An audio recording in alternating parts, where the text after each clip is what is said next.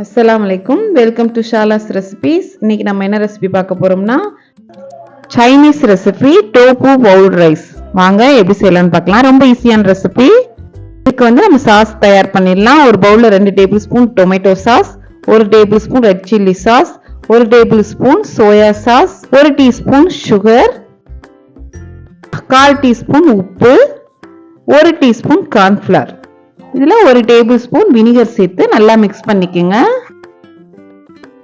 நல்லா கட்டி இல்லாம மிக்ஸ் பண்ணிக்கோங்க. இப்போ ஒரு பேன்ல 2 டீஸ்பூன் ஆயில், கொஞ்சமா ஹார்லிக்ஸ் சேர்த்துக்கோங்க. சின்ன சின்னதா கட் பண்ணி சேர்த்திருக்கேன். 4 பச்சை மிளகாவை சின்ன சின்னதா கட் பண்ணி சேர்த்திருக்கேன். நல்லா காரமா இருக்கணுங்கிறதுக்காக. இப்போ நம்ம மிக்ஸ் பண்ணி வச்ச சாஸையும் சேர்த்துடலாம். நம்ம கார்ன்ஃப்ளவர் சேர்த்துருக்கனால நல்லா திக்காயிரும், லிக்யூட் ஆயிரும். லோ ஃப்ளேம்லயே வச்சுக்கோங்க.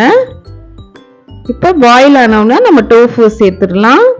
டோஃபு சோயா பீன்ல பண்ணுவாங்க. உடம்புக்கு ரொம்ப ஹெல்த்தியானது.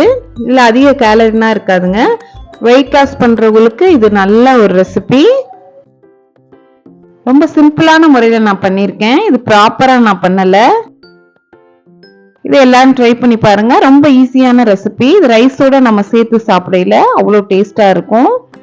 2 நிமிஷம் குக் ஆனா போதுங்க, நமக்கு ரெடி ஆயிடுச்சு. நான் 100 கிராம் டோஃபு சேர்த்திருக்கேன். இதுல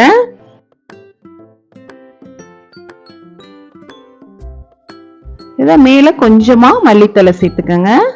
நம்மளுடைய டோஃபு ரைஸ் பவுல் சூப்பரா தயாராயிருச்சு. இப்ப நம்ம ஒரு பிளேட்ல சர்வ் பண்ணிடலாம்.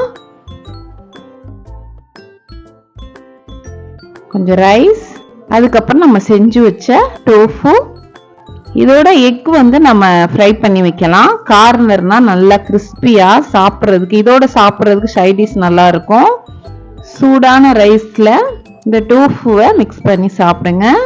இந்த ரெசிபி உங்களுக்கு பிடிச்சிருந்துச்சுன்னா லைக் பண்ணுங்க, ஷேர் பண்ணுங்க, சப்ஸ்கிரைப் பண்ணுங்க. இன்ஷால்லா நெக்ஸ்ட் வீடியோல பார்ப்போம். தேங்க்ஸ் ஃபார் வாட்சிங். பாய்.